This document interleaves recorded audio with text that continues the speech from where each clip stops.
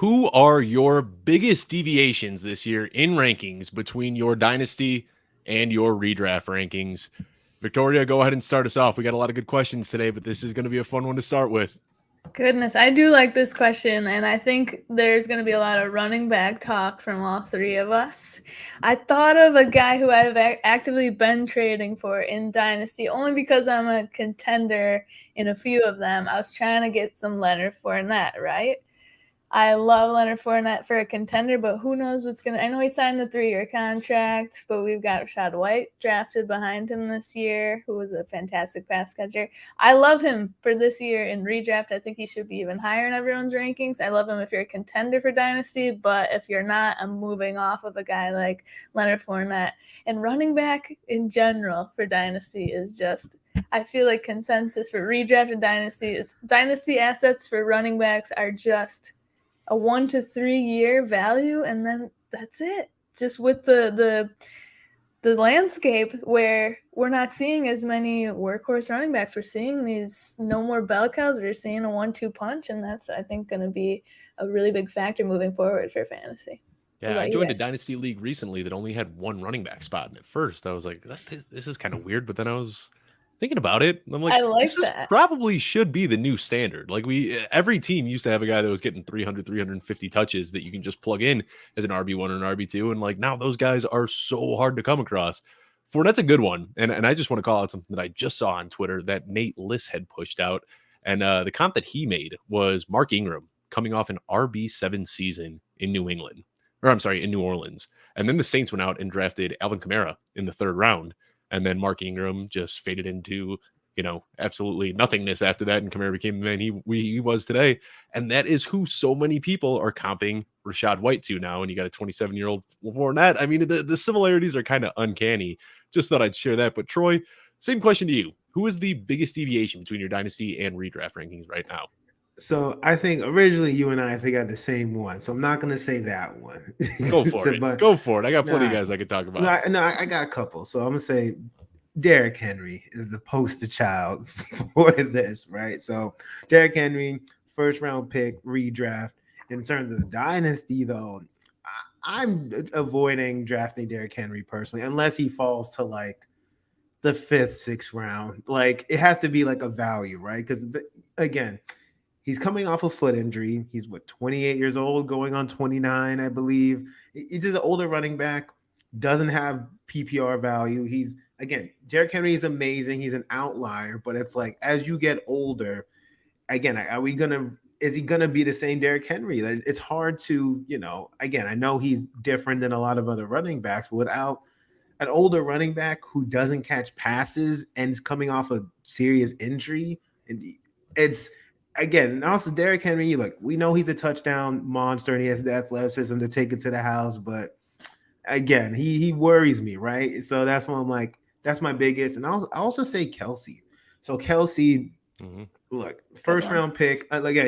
He'd probably end the 1st round, early 2nd round picks in redraft, depending on how aggressive you are. But in Dynasty, he's 32 years old. Like, look, I know Kelsey's been like the tight end 1 since we've been born, but it has to end eventually, right? So like it can't continue, right? Again, he's gonna retire within the next few years. And again, with Dynasty, obviously you're looking at the younger assets. So Kelsey's awesome, amazing, but you can't ignore the age there. So those are my 2 guys. Hopefully I left some for Dave to talk about. Yeah, and I got one that I'm going to go that's a little bit against the rails. I mean, Tom Brady, Derrick Henry, a lot of these guys, Keenan Allen, these are the guys that obviously are at the very bottom of their age curve, and we're just waiting for them to completely fall off. But one guy that I looked at, trying to think a little bit deeper here and outside the box, was Ryan Tannehill. And Ryan Tannehill, he had a very, very disappointing 2021 season. There's no way to get around that. But he still has some decent upside this year in 2022. I've got him ranked, in a super flex league. If I'm doing a super flex redraft league, I've got him ranked as a middling QB2, and I'd gladly take him as the 18th, 19th, 20th quarterback off the board. But in Dynasty, I want almost nothing to do with him. And it's not that he's especially old or that I think his age cliff is approaching, but the Titans have an outbuild into his contract after this year. It is very likely that this is the last year we see Ryan Tannehill as a starter. So it's not that he's going to retire or anything like that, but I think that there's a very good chance that we see him start this season, and then whether it be Malik Willis or somebody else is going to take over in Tennessee. And then I think we see Ryan Tannehill just kind of floating around the league as a backup or a bridge quarterback until his days are over in the NFL. So a lot of different ways you can go with this one. And I'll also say that last year I talked a lot about how Jalen Hurts was a guy that I was really big on in redraft, wanted nothing to do with in Dynasty. And I've changed my tune on that a little bit. Jalen Hurts is becoming a much more attractive dynasty asset by the minute. It seems like Philadelphia is pretty invested in him.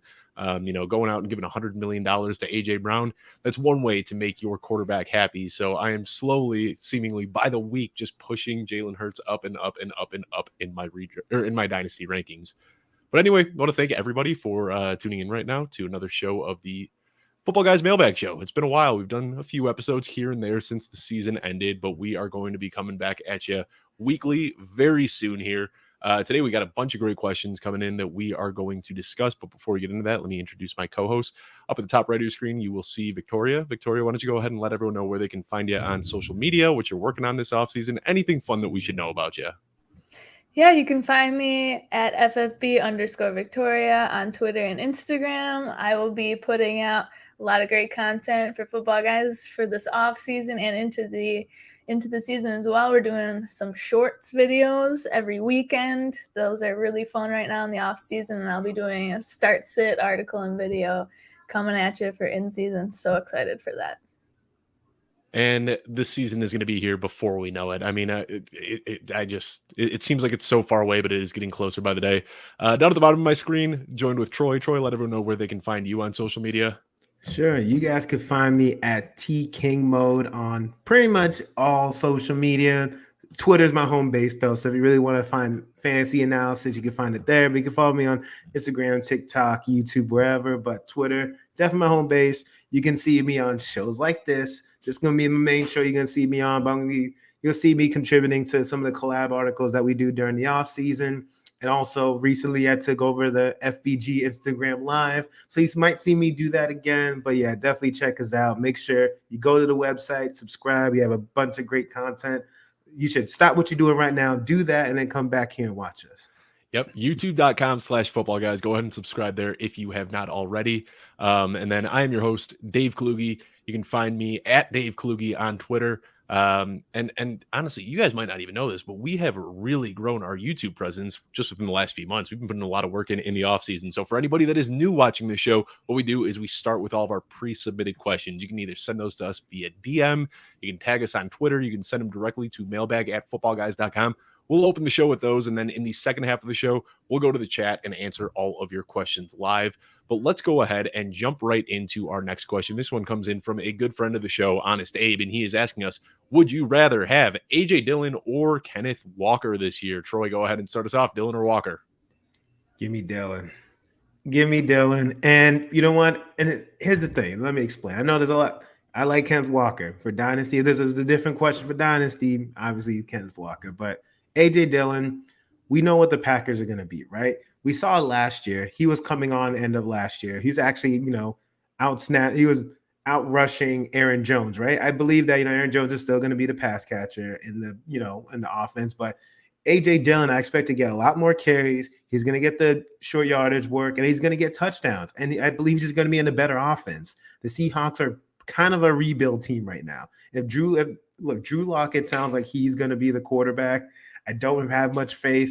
We don't know what's happening with Chris Carson. I don't know about the whole neck thing. So that's still, to be determined. And obviously, you have Rashad Penny, who was looking good towards the end of last year. So I don't believe Kenneth Walker just walks in there, no pun intended, and just takes over the RB1 job. I believe that A.J. Dillon has more upside this year, and I just see more touchdowns and more opportunity and a better offense. So give me A.J. Dillon. Yeah, I don't really understand the Kenneth Walker hype, because if you remember, Chris Carson was drafted, was it the 5th or the 6th round? Either way, Chris Carson was drafted late. Very late round pick, and then they went out and they drafted Rashad Penny the next season in the 1st round, and you'd think that, oh my God, a 1st round running back just came in, he's going to usurp Chris Carson, and didn't do that for 3 years. So I don't think that, I just don't see that happening, where Kenneth Walker is suddenly just going to take over as the lead back in Seattle. But Vic, what are your takes here? I love the points that Troy hit on. I do agree there. I still think I'm taking Dylan. It's not an extremely large gap there between the two guys, but we know AJ Dillon's going to get the work, especially in my eyes. I'm seeing who are the pass catchers in Green Bay. And Dave will talk about your favorite guy a little bit later, most likely, and Lazard. But who else is going to catch that ball? Aaron Jones is fantastic pass catcher out of the backfield. I assume they use more in that kind of wide receiver slot role, but use him more there, catching passes, and Dylan kind of taking that 3-down role. As far as Walker goes, yeah, I'm not sure. If Rashad Penny stays healthy, which is a big if, because we just saw him stay healthy for the first time at the end of last season. He did crush it, though. He did really well for fantasy when he was healthy. So I think it's his job as long as he's staying healthy, and Walker's going to probably come on after that bye week that we always see rookie running backs kind of catching their footing then. But by then, what's your record going to look like in redraft? Is Walker going to help you from the beginning of the season? Probably not as much as Dylan will. So I'm here with Dylan. It's worth noting there in Footballguys consensus rankings, Dylan is running back 25, Walker is running back 31, and underdog ADP for best ball right now going on. They're really not far off. They're either only a 4-spot difference. Dylan running back 25, Walker 29. So that's very interesting. I just recorded a show earlier today with JJ Zacharyson, and we talked about this Seattle backfield, and both of us are just completely off of it. And Alex Caruso was on the show. He's completely off of it as well. That was all three of us want nothing to do with this backfield. It is going to be a low-scoring, slow-paced offense with almost no targets going to the running backs. We don't know how or who is going to be getting these touches. And realistically, I think that people are a little bit excited about Kenneth Walker because the draft just happened and dynasty season and rookie fever and all of those fun things. But at the end of the day, there's just no clear picture of who the guy is going to be. It's probably going to be a gross 50-50 split between two guys on a bad offense. So I'm completely out on that. And what you guys said about Dylan, I'm not going to add to it. I think that Dylan is a smash play. The only thing I'll say is that after Aaron Jones's injury last year, A.J. Dillon took over as the goal line back. And Aaron Jones is a phenomenal red zone and goal line back. Even though he's a little bit on the smaller side, he's just got a way to muscle in his way over the goal line. And when he got hurt, A.J. Dillon stepped into that role, and he stepped into that role very well, and he never let it up. So I'm with you guys. A.J. Dillon is a guy who's going to have RB2 floor pretty much every single week, and then RB1 upside if anything happens to Aaron Jones. On to the next question. This one comes in from Paul Johnson. Paul Johnson is asking, which wide receivers are you targeting in the late second or third round of your rookie drafts? Troy, Victoria, which one do you want to start off here? I could go. Man, I have so many. So hopefully, okay. So hopefully I'll leave some for y'all. But my favorite guy, I love John Mechie.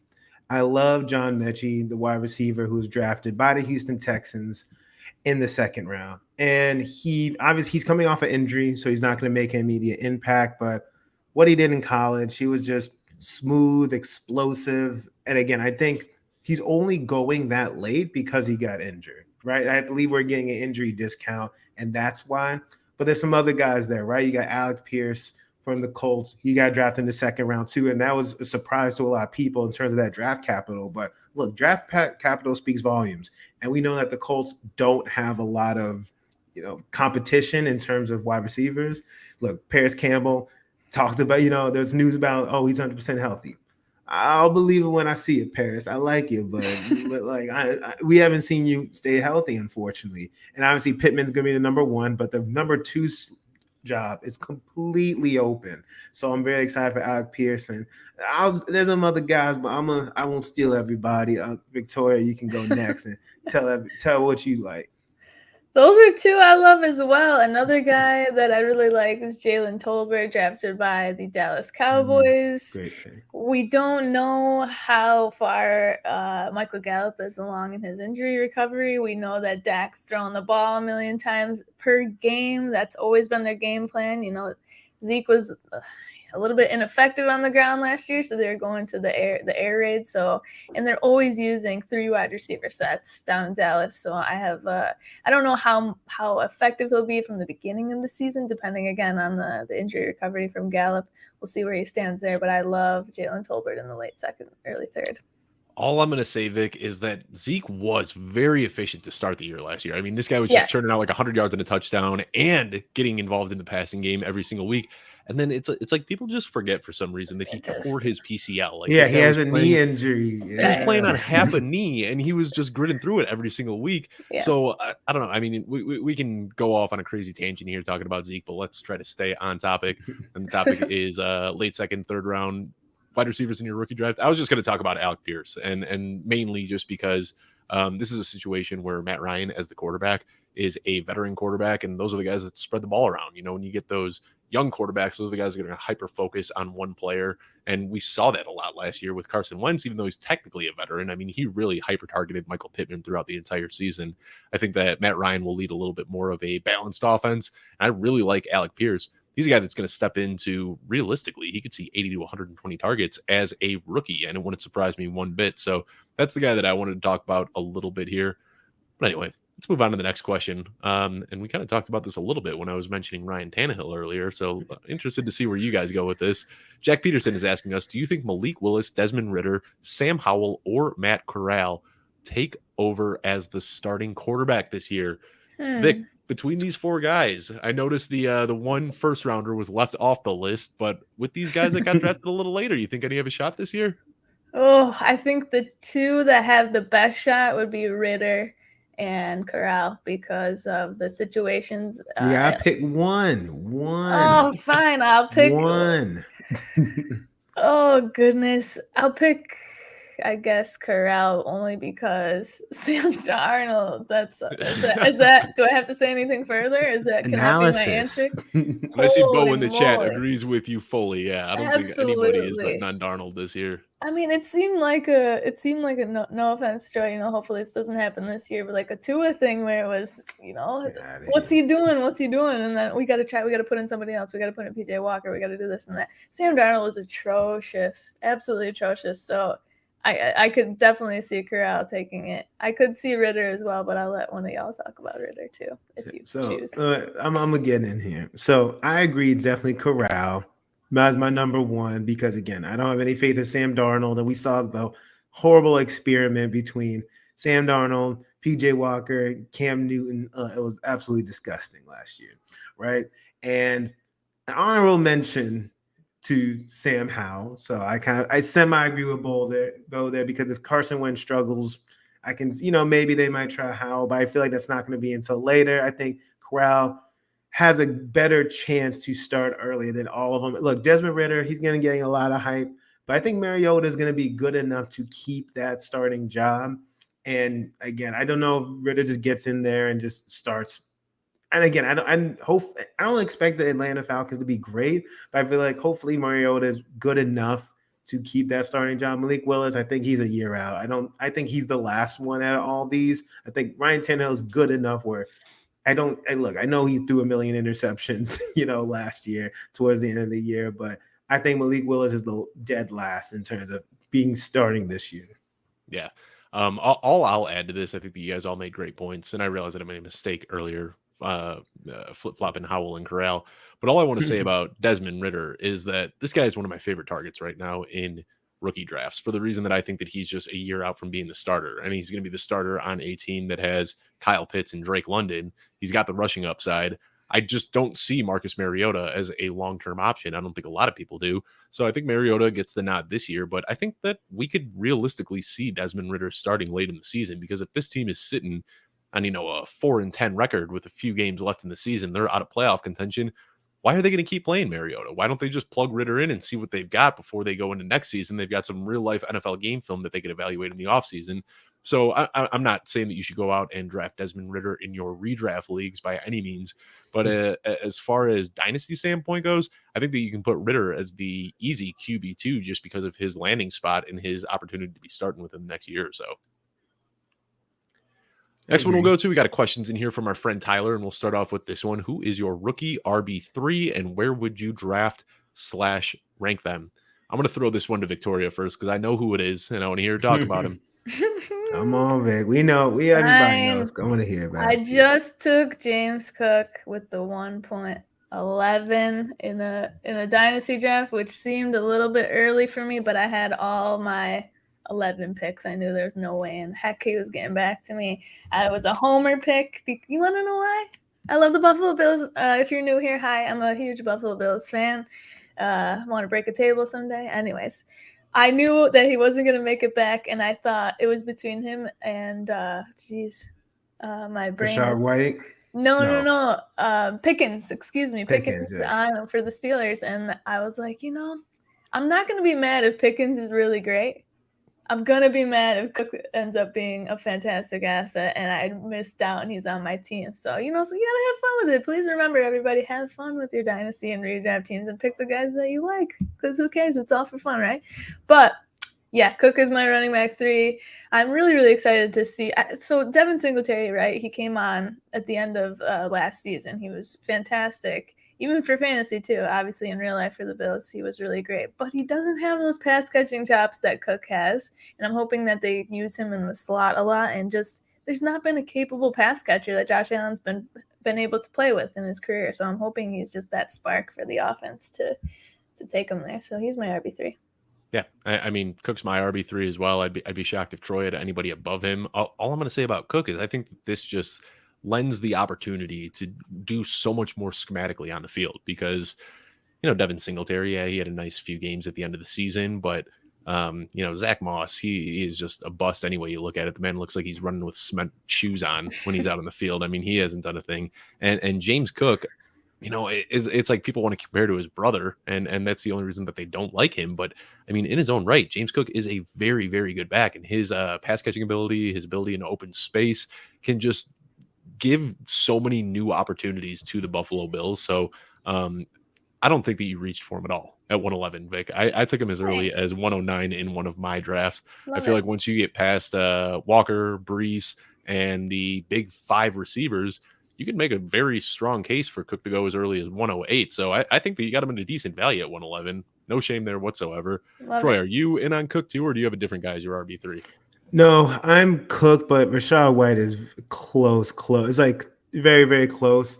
And again, I feel like you can make arguments for it. So since everyone kind of hyped up Cook, I'll say all the, the positives about Rashad White. And you kind of already mentioned it, right? Leonard Fournette, he's obviously older. I believe that I don't have his contract in front of me, but he could be. I don't see him being with the Bucs more than maybe 2 years or so. Maybe they could cut ties with him. They're not going to pay him big money. So they got Rashad White. If he's really that dude, he could possibly take over. But obviously, Tom Brady, we don't know his future. We don't know the future in terms of the quarterback there, and that will impact him. At least we know with Cook, Josh Allen ain't going anywhere for a very long time. And I guess an argument against Cook, right, is that we haven't seen Josh Allen really dump the ball off that much to his other backs. Is it because they're just not capable? Possibly. But we also saw Josh Allen, just take off. We know Josh Allen's a very capable rusher. But I heard reports or saw reports about they don't want Josh Allen to rush as much. So maybe because if he's not rushing as much, he might be more prone to dump off the ball, which obviously might be better for Cook. And again, if they're using Cook as not just a back out of the backfield, but maybe line him up in the slot, they obviously boost Cook's value too. So, but yeah, Cook's my RB3, but I just want to talk about both of them real quick because they're very close for me. And that's kind of what I was hinting at and alluding to when I said that they can do so many different things schematically with James Cook. I mean, this team just invested $250 million into Josh Allen. They don't want him taking hits anymore. Yeah, exactly. I mean, I think a big focus in this offseason is going to be training Josh Allen. Hey, when you don't have that guy open downfield, rather than just putting your head down and smashing through a defender, look for James Cook because he's going to be open in the flat. And I think there's going to be a lot of trying to retrain Josh Allen. I mean, obviously, one of his rushing abilities are arguably the best part about his game, and that's not going to completely disappear. But when you invest that type of money in a quarterback, you want to surround him with weapons that are going to take a little bit of pressure off of him and hopefully decrease his injury risk. So that's kind of what I see James Cook doing. Well, the way we answered this question completely negated our next question from Andy Smith, who was saying, I've seen a lot of hype and hate around James Cook. What are your thoughts on him? We just talked about James Cook for a couple minutes. So, Andy, if you're watching this, just rewind a couple minutes and you will hear all about him. On to the next question, though, from our buddy Jimbo Swenson, who is going to be Green Bay's wide receiver 1 this year. Now, I just checked on Underdog before this show, and this blows my mind. Christian Watson, wide receiver 46, Alan Lazard, wide receiver 50. Why is this should just this should just be the Dave segment. I was Victoria and I, we're gonna sit back and we're gonna let Dave. This is your segment. Come on, go, Dave. All right. Well, I guess I haven't talked about it on this show yet, so I can a little bit. But yeah, I just think that it's a slam dunk for Alan Lazard to step in as the wide receiver one. When you look historically at every single wide receiver one that has come through Green Bay in the last 14 years during the Aaron Rodgers era. Started off with Greg Jennings, who was already the wide receiver one from Brett Favre's era. Then they went out and they drafted Randall Cobb, and it took him 3 years to get his first 1,000-yard season. Then they went out and drafted Jordy Nelson. It took him 3 years to get his first 1,000-yard season. Then they went out and drafted Davante Adams. It took him 4 years to get his first 1,000-yard season. For whatever reason, Aaron Rodgers just kind of slowly develops these receivers over time. And we hear these stories every single offseason about how rookies are just getting chewed out in camp because they're dropping balls. They aren't focusing. They aren't concentrating. They aren't finishing their routes. They aren't blocking. They aren't doing the small things. And when you're playing with Aaron Rodgers, he demands perfection. So this draft selection of taking Christian Watson, who is a very raw rookie, makes absolutely no sense to me. One, you're looking at Aaron Rodgers. He's got about 1 to 2 years left. Realistically, I mean, his clock is ticking. I don't think that Aaron Rodgers is going to be a Tom Brady type that's going to play into his mid-40s. He's got this monster 2-year deal, and then he's probably gone after that. Christian Watson might not even develop into a polished NFL receiver by the time that Aaron Rodgers retires. So just, again, schematically trying to think about who is going to fit into what role where. With Davante Adams gone, I think that we see Alan Lazard step into the X-receiver role in Green Bay. Christian Watson is going to do what he does best, which is just running a straight line straight down the field. He's going to take that flanker role playing as the wide receiver, just like Marquez Valdes-Scantling did last year. And the last thing that I'll say about this is everybody says Alan Lazard, isn't ready to be a wide receiver one, that he can't play against top cornerbacks in the league. Well, we have exactly one example in the last 2 years where Davante Adams did not play, and Alan Lazard and Marquez Valdes-Scantling both did. In that game, Marquez Valdes-Scantling saw 2 targets. In that same game, Alan Lazard saw 8 targets, had 6 catches for 143 yards and a touchdown while getting covered by Marshawn Lattimore. This dude is ready to step up as the wide receiver one. He's been getting developed and groomed by Aaron Rodgers for years, and it is going to be his job. Right now, he's getting drafted as the wide receiver 50, which I cannot believe. He's my wide receiver 21, and I feel like I'm still too low on it. Ooh, baby. Well, see, that's okay. I mean, I know that Dave felt good talking about it, right? So I don't have much to add, but I will say that, look, Dave convinced me over this offseason. The first when he told me about all this Alan Lazard hype, I thought he was crazy. But then I started thinking about it, and you know what? I'm like, he makes some good points. And look, last year, I remember Amari Rodgers. He was supposed to be the sleeper that was like, oh my gosh, everyone was expecting him to step in. He did absolutely nothing. But the thing about Christian Watson is better, way better than Amari Rodgers, right? And he's the closest thing to a first-round pick, because he's not a first-round pick. He was picked 34th. So he was almost a first-round receiver for the Packers, right? So they almost did it for him. So I think he's not going to immediately step in and just be the number one receiver. I think maybe towards the end of the year, Christian Watson, who knows, maybe it'll surprise us. But I think right now, Aaron Rodgers is going to go with the guys he has rapport with. Cobb is still there. And again, he's not going to be a big factor, but he's still there, and he has obviously rapport with Rodgers. Alan Lazard is the best option right now, and that's one of the reasons we talked about Aaron Jones, right? Aaron Jones is probably going to see a lot more targets just because of the lack of help. But yeah, so I mean, Dave, I agree with you. Alan Lazard is a huge value, and you should be definitely targeting him. So here's the last thing I'll say. Looking at the last few years, Alan Lazard has seen 52, 46, and 60 targets in each of his seasons. And 2020, when he saw 46 targets, he was actually injured. He missed 6 games. But right now, just looking at how this is going to, shake out in Green Bay, those targets are going to have to go somewhere. Alan Lazard is probably going to see 120 to 140 targets. So you can basically triple his production over the last few years. I mean, I think that his floor, it would shock me if he gets any less than 1,000 yards and 6 touchdowns this year. That's what we should be expecting at a bare minimum. If he can get up to that 140, 150, 160 target mark, wide receiver one is well within his range of outcomes. And the other thing I want to say is I don't want to knock Christian Watson, because I think that he is going to have a handful of big games.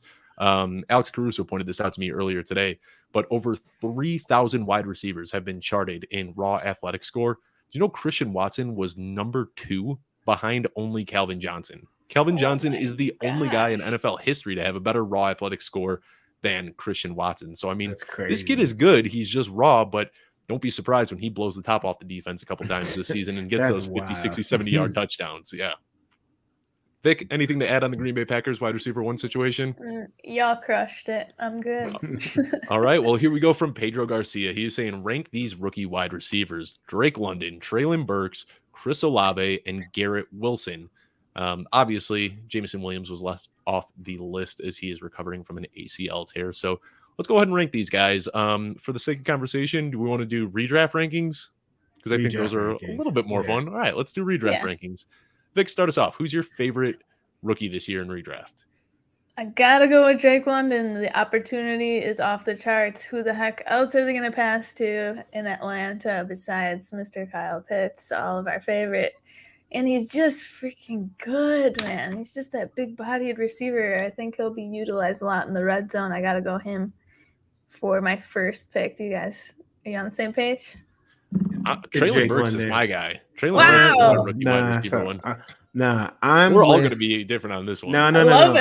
I'm with Vic here. I'm definitely Drake London, easy for my number 1 especially for redraft. We're talking redraft. Give me Drake London. Why is that? Because Kyle Pitts is going to be the wide receiver 1 in Atlanta, isn't he? But here's the thing, though. Okay, so we're expecting Atlanta to be bad. That means they're going to be throwing a lot. And again, so look at all the other wide receivers on the roster. You don't want to look at it. It's horrible. So the only ones that are there, it's C-Pat, unless he happens to take a lot of targets away. But it's going to be Pitts and London because Atlanta's going to be bad. They're going to be throwing a lot. So again, Pitts is going to get a lot of targets, but he's not going to get all the targets. So to me, it's going to be London, Pitts. That's it. And again, I'll get to Treylon Burks. But actually, since he's your number 1, you talk about Treylon Burks. Why is he your number 1? Yeah, I mean, I think that, well, first of all, I want to point out, Jeff Bell over at Football Guys pointed this out, kind of how funny it is that the Tennessee Titans, like you go back as far as we can remember, this ownership has been trying to hit on one of these freak athletes. They drafted Darial Green Beckham. They drafted Justin Hunter. They drafted Corey Davis. They drafted A.J. Brown. And then when they finally hit on A.J. Brown, they don't even keep him around long enough to finish his rookie contract. And they just start back from square one all over again with Treylon Burks. So just kind of a weird move by the Tennessee Titans there. But just looking at the moves, I mean, there is nobody else that's going to be catching passes in Tennessee.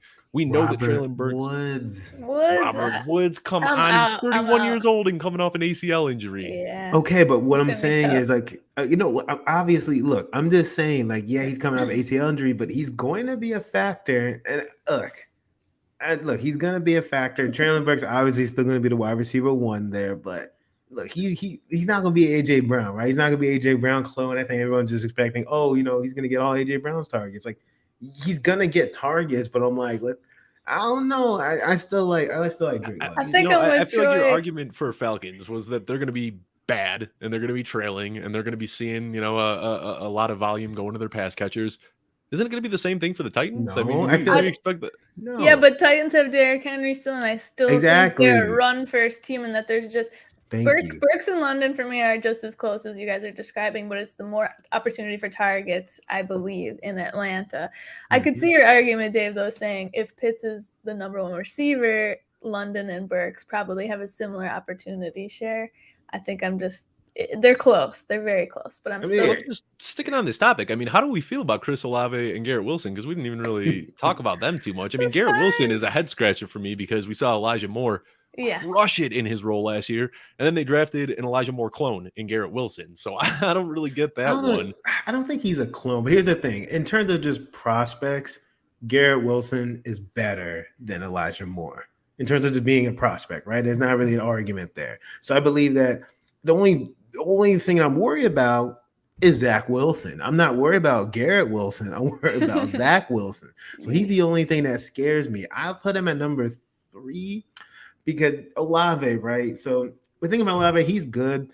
I don't know what the offense is really going to look like, right? I think Michael Thomas is the biggest piece of the puzzle. Now they got Landry there too, so I'm like, it's Michael Thomas. That's like 28 to 30% of the target share that we don't know if it's going to be there or not. Exactly. I'm like, it's just too much of a mess. I'm like, that needs to be figured out. He's my number 4 now. Plus, we don't know what's going on with Kamara, if he's going to be disciplined yet or not. He's with that legal trouble. So those two are kind of open for me. I'm not quite sure really where to put them, but they're similar for Olave and Wilson. Yeah, I mean, and that's what we're looking at for Chris Olave. He could either be the wide receiver 1 with only, Jarvis Landry competing for targets with him, or he could be buried behind Michael Thomas, Alvin Kamara, and then fighting for snaps with Jarvis Landry. I mean, it's a pretty wide range of outcomes for Chris Olave. I mean, he's as pro ready as they come. I loved his landing spot, but then when they went out and signed Jarvis Landry, that made it pretty tough to still stick behind Olave, at least for this season. All right, we got a question here from a Football Guys staffer himself. Zayra, saw you in the chat. Thank you for sending this one over. I already see Vic rolling her eyes. Is the consensus too low on Evan Ingram dating back to 2016 among all NFL teams? Doug Peterson never ranked lower than 2nd in tight end targets. Vic, are we too low on Evan Ingram? Oh gosh, we're gonna do this forever until he retires, aren't we? This is the question every year. I mean, he had the best rookie. Like, he put up like a Mcgee level rookie season. But then what? Since then, I get he's been on the Giants. He's got a new opportunity. I will say, I'm looking over here at footballguys.com consensus rankings. I think he's a little low. We got Tyler Higbee in front of him, Irv Smith, Albert O, he's kind of an enigma there. Everyone's got him ranked fairly high this season. So I'd put him probably 4 or 5 spots higher than we've got him on consensus. But that's it. I mean, his range of outcomes is so large, especially we don't know what the new coaching staff, we don't know is Trevor Lawrence going to take a step up. I hope he does. They're trying to invest in really great receivers like Christian Kirk, put those guys around him, But red zone guy, I know last year Lawrence liked his big tight end in the red zone, so Ingram could very well finish a lot higher than we suspect. But goodness gracious, I had a revelation looking through the Football Guys expert rankings here. He's the tight end 20 overall, like you said, yep. And yours truly is higher on him than everybody else. I've got him as my tight end 12 this year. Whoops. Troy, what do you have to say about Evan Ingram? All right, so I'm gonna say that Z I think asked this question, right? Because him and I are actually in the Dynasty startup together, and I took Evan Ingram. I took him in like the 12th though, right? In the Dynasty startup. But it's a 2-point reception Dynasty startup. The reason I say that, right? So here's the thing. Evan Ingram, no one likes him, right? And for a good reason, because he's hurt, he's on the Giants, and he sucked. He's been hurt and he sucked for the past few years, which I get it. But with the bunch Jags, of drops in primetime games, can't forget those. And the drops, right? So there's a lot of reasons not to like him, but I'm looking at it from an opportunity standpoint. Doug Peterson, just like Z said, he loves his tight ends, but not just that. You have to look at the wide receiver competition. Yes, they paid Christian Kirk. They actually paid Zay Jones a lot of money, surprisingly. But there's nobody there who else scares you, right? He's going into a wide receiver room pretty much. It doesn't have really that many wide receivers. Yes, Marvin Jones, Mr. Scampers. Look, me and Mr. Scampers are cool, but he tripping right now. But Marvin Jones, exactly. So Marvin Jones, 47-year-old Marvin Jones is the only thing. So I think that, and obviously we also saw last year that Lawrence likes his tight ends. Like he likes, and obviously different offense, but he likes. Exactly. James O'Shaughnessy, Dan Arnold, like he was targeting these guys. Dan the man. He was Dan the man. But I think Evan Ingram, look, he's better. Like at his best, like he's more athletic, he's faster than those guys. So if he could just be less sucky, then he's going to a great opportunity. So that's why I think exactly analysis. But look, tight end 20, like again, I think that's a steal. And redraft, he's probably going to be a streaming tight end, right? No one's saying you need to take him. Dave has him ranked 12.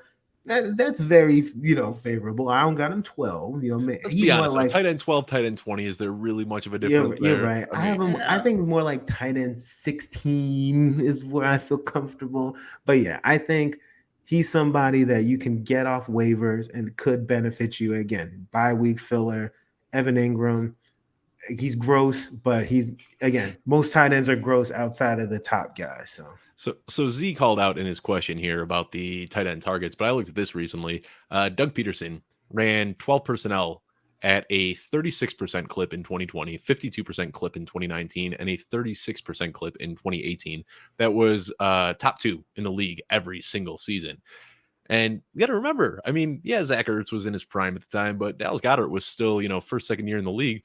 And both of those guys had top 10 finishes in fantasy. So I think it was very, I think that there was a reason that they went out and they got Evan Ingram and Dan Arnold. I just think that both of these guys are going to be able to do very well in these 2 tight end sets. Like you said, Trevor Lawrence does like his bigger targets. So I think we see a lot of 12 personnel. I love Evan Ingram at his ADP, but I also really like Dan Arnold at his ADP. I mean, Dan Arnold was seeing elite usage last year and just couldn't get into the end zone. So I like both of these guys.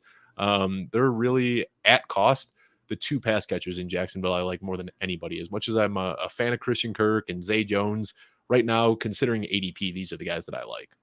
You're a fan of Zay Jones? Interesting. Yes, we talked about this last offseason. It's weird. I love Zay Jones. Only fan. Why do you love him? Because he could do that thing where he got off the floor off of his tippy toes? That's pretty cool, but y'all saw his hair? Really, I like his story too. The whole mental health thing, coming back from that, working his way back onto the field. He's just a guy that I'm always rooting for. But then we also saw him. He finished on a tear last year. I was hoping that he was going to stay in Vegas because he turned into what we wanted Bryan Edwards to be. Oh, not Bryan Edwards. Yeah, all right. No, Bryan Edwards. Next question comes from Matt Woods. Are you worried about guys like Damian Pierce and Khalil Shakir who are getting a lot of hype but have bad draft capital? Should we throw Justin Ross in this conversation too, or is he's not even drafted? We'll be talking about him. We can talk about Justin Ross. I assume we would talk about him in the next question, but yes.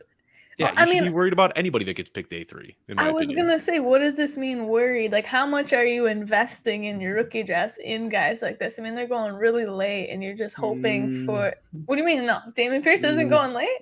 No. I feel like he's – and here's the thing. It's different in different drafts, but I've seen him go as early as the late first.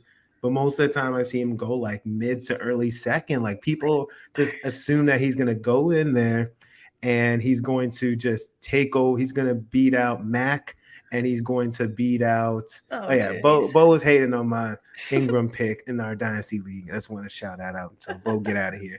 But anyways, Damian Pierce. Again, everyone assumes he's just going to walk in, he's going to beat out Burkhead, and he's going to beat out Marlon Mack. And I'm like, yeah, it's not strong competition, but I'm again like a day 3 rookie. Like, you're just going to. There's no guarantee that he's going to get the starting job. And I think a lot of people are just handing him that job. Like, in Florida, he was okay. He's great, in terms of pass blocking, but was he an elite talent? No. And again, he's a day 3 guy. And just like Shakir, for example, right? He's a 5th round rookie. I know a lot of people like him, and people are just assuming he's going to walk in and take over the slot job. Could he? Yeah, but a 5th round rookie, he has an uphill battle. It's not just going to be handed to him. So I am a little bit worried, right? And I'm worried because of the hype, right? It's not necessarily where they're drafted. It's just like there's a lot of offseason hype surrounding him, and we know what hype does to players. It elevates them. They start creeping up higher and higher and higher, and they get more expensive when they don't earn it. So that's why I'm a little bit skeptical here. I'm trying to think of somebody else. Those are the main guys I could think of, but there's other RB thirsty. Yeah, there we go. See, this comment. This is such a great point, and something we should have mentioned earlier. Running back thirst is pushing everyone up, especially Pierce. That's the thing. Running back is so dry this season for your rookie drafts that people are just hoping to hit on a rookie prospect that didn't have much invested in, and here we are, right? Yeah. Yeah. I mean, just back to the theme of this question, are you worried? I'm not especially worried because I'm getting these guys with 3rd and 4th round picks. And those are lotto tickets anyway. It's not like I'm drafting these guys in the 1st, 2nd round. So, Damian Pierce, you are. I'm telling you, Damian Pierce, I think like Shakir, yeah, he's going late enough where he's more of a lotto pick. But guys like Shakir and Algier. So Tyler Algier is another example. He's very climbing. And he doesn't have a lot of competition, right? He's going with Damian Pierce, CPAT. I don't know if he's a running back, wide receiver, God knows, but I think he might have the best opportunity, but he's getting a lot of hype and he's getting pushed up. I like them too. I like them coming into the rookie draft, but again, the draft capital, I'm a little worried, but again, he has a shot to take over the job. So we'll see. he's competing with a 31-year-old and a 30-year-old. I mean, he should be able to shoulder some workload. But it just sounds like remember Cordell Allison or whatever, who everyone thought he was going to be the greatest thing since sliced bread. Where is he? For the Falcon, he should have beat him out too. He ain't in nothing. So I can't help but feel like Tyler Algier is this year's Mike Davis or who was the other guy? Quadre Olsen, where everybody was just hyped, like somebody needs to run the ball in Atlanta, and it just didn't happen. I mean, I'd expect them to bring in a vet before they just give the keys over to Tyler Algier. We'll see how that one works out. But we got another Evan Ingram question here. Every year, a couple of deep tight ends pop up that finish top 12. Who are y'all thinking could be the guy to accomplish that this year? Obviously, we're not going to talk about Evan Ingram anymore. This is a great question, and I'll let you guys answer first, but I really hope you don't steal my thunder here. I got my guys. Vic, you go first. No. Do it. Do it. David Njoku is the correct answer. There's a lot of correct answers. I know Dave's got probably the correct answer, but I wasn't gonna steal it. I'm gonna give him the thunder, but I'm gonna go David Njoku, right? Obviously, we know about Watson and his whole situation. We'll see if he's suspended or not. But even let's say it's Brissett. Njoku, we finally don't have any more Austin Hooper. He's gone. Goodbye. So it's going to be David Njoku and Harrison Bryant, which he's also very capable, tight end too also. But David Njoku, we always see we've been waiting for this. We've been waiting for the Njoku breakout. And it's not because he sucks. He just hasn't gotten the opportunity. He's been asked to block. But we've seen some highlights. If he gets the ball, he can take it to the house. He's an athletic freak. He's the tight end that we love, athletic tight ends who can score touchdowns. David Njoku finally has a path to, again, and the only other wide receivers, yes, they drafted David Bell and they have Amari Cooper, but Njoku has the ability to finally be relevant. So he's going to be on the field. And if he's on the field, he should get targets. So come on, David Njoku. I really believe that you're going to be a top 12, and I've been waiting for this since Miami, since you get Miami days in terms of you went to University of Miami. So I've been waiting for this for a long time. So come on. And the one thing I'll add is also Jarvis Landry left Cleveland, and Njoku profiles as a tight end who can play in the slot, and we've seen him play and find success in the slot. So, I'm not concerned about David Bell stepping up as a rookie. I think there's a very good chance that we can see David Njoku take on that Mike Gesicki type of role where he is a tight end in name alone, but he's taking 80-90% of his snaps out of the slot and getting heavy volume there. So I like that call, Troy. Vic, who is your tight end outside of the top 12 that you think could finish there?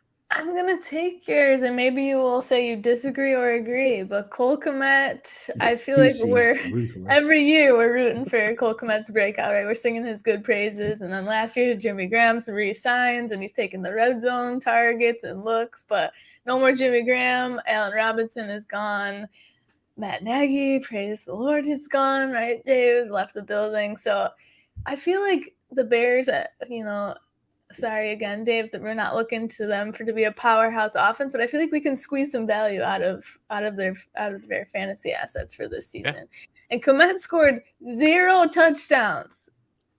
0 touchdowns. All right. Does that remind you of anybody? Kyle Pitts, maybe? I'm not comparing their athletic profiles or anything like that, but he had one. It was just overseas. Yes. Yeah. So positive aggression, right? Likely to occur. So I mean, who's there? Darnell Mooney for Justin Fields' number one option. I really think he's got a million targets. He's got he definitely is. But Kmet's got a chance to be the number 2, and he had I think I've got his stats here.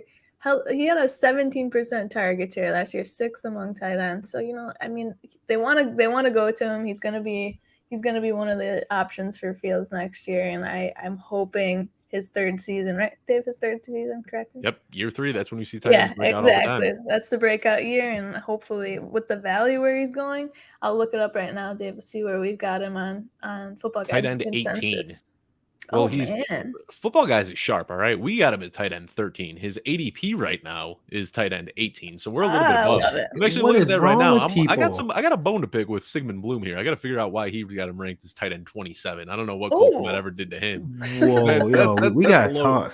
I got to talk to Sig about that one. That's a little high. But I could talk about Kmet for hours. I mean, I love this guy, but the main thing I'll say is that he is exactly what you wanted TJ Hockenson to be last year. And everybody was going crazy about TJ Hockenson, drafting this guy as a top 5 tight end. How is Cole Kmet's situation any different? He was the first tight end drafted in his class. He's going to walk into easily 100 targets. He saw 93 last year. This year with Allen Robinson out of the picture and Velus Jones and Byron Pringle being the only players of consequence that have been added, it is very likely that Cole Kmet's going to see 120 plus targets this season.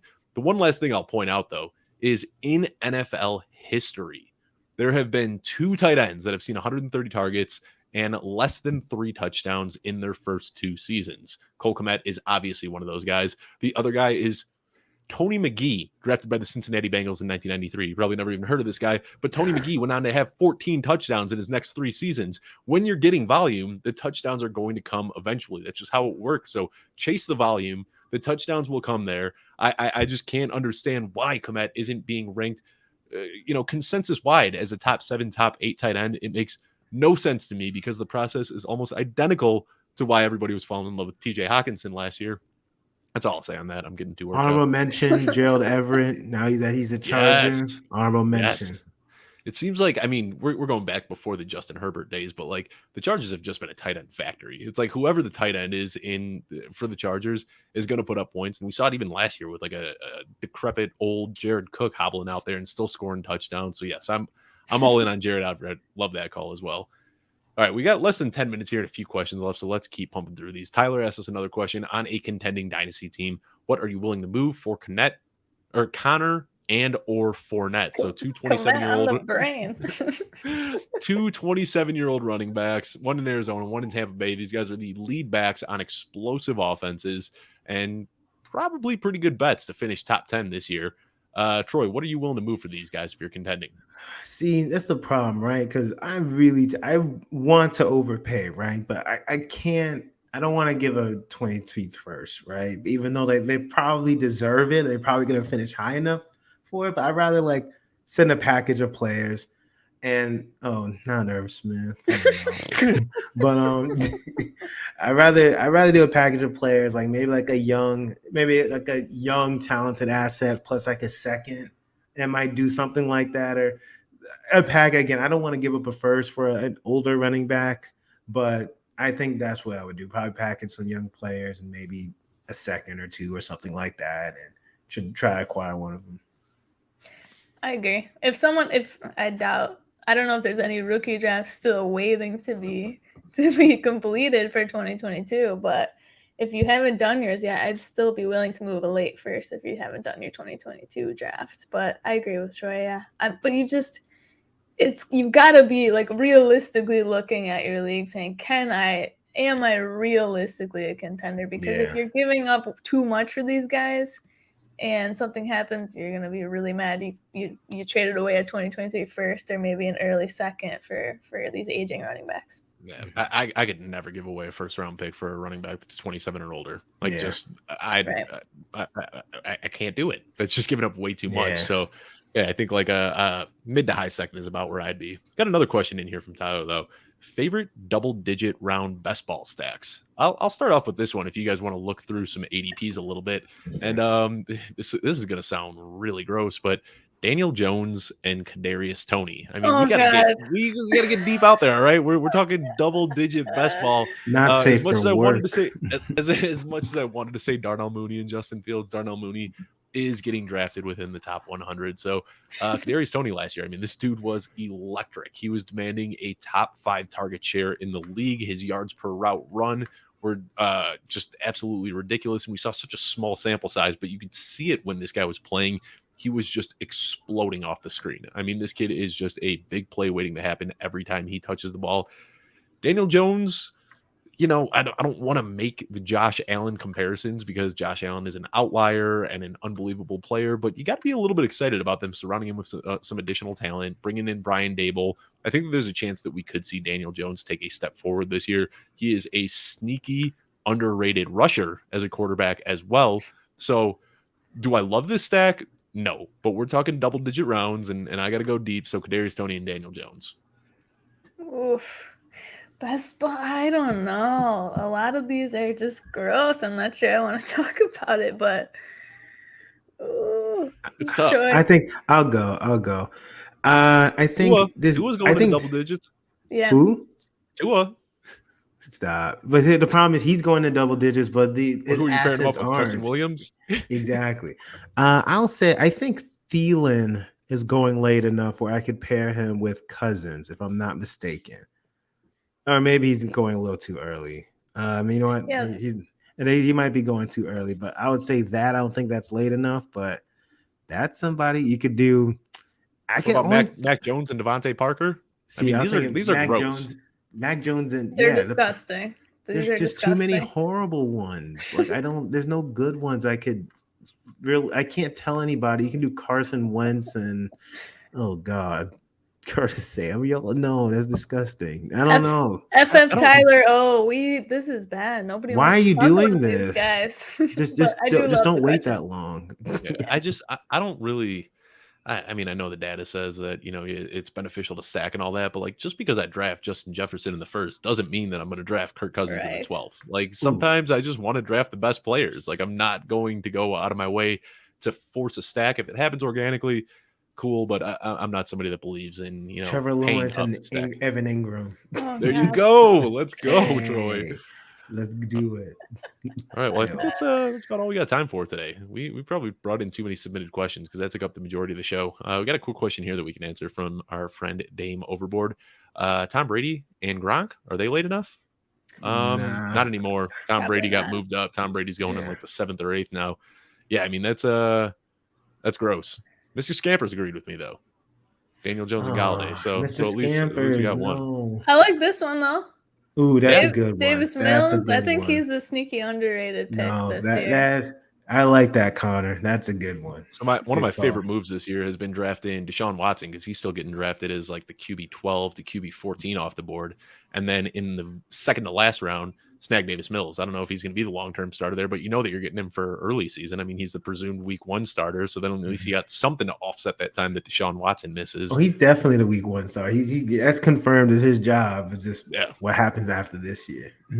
Carson Wentz and Jahan Dotson. But is Jahan Dotson going that late though? He's going. Yeah. Maybe he is. Jahan Dotson is the most disrespected first-round wide receiver. I love freaking Jahan Dotson. I can't believe he's going that late. I do too, but going to Washington where he's going to be competing with Terry McLaurin and catching passes from Carson Wentz, it's pretty easy to understand why. But it's Dynasty. Carson Wentz is temporary, y'all. Stop disrespecting. I know, but look, best ball Dynasty. Yeah, best ball Dynasty. There you go. We're in a few of those together. Those are fun. Take away the headache of setting lineups. Vic would have loved that last year with Dak Prescott and Jalen Hurts just playing the best one every single week after the fact. Oh goodness, it's so true. Anyway, I want to thank everybody for tuning in. Man, this show is so much fun. I'm glad that we got to do this again today, and looking forward to kicking the season back off again. Before we log off, though, Victoria, let everyone know where they can find you on social media. You can find me at FFB_Victoria on Twitter and Instagram, y'all. You can find me at King Mode on pretty much every social media platform, but home base is Twitter. Make sure you follow me, check me out. Appreciate it. You can find me on Twitter at Dave Kluge. Be sure to subscribe so you can see the show coming at you every single week at youtube.com/footballguys. I think we'll be back next week, right? Yeah, back next week. All right. Well, we will see you guys next week. Enjoy your night.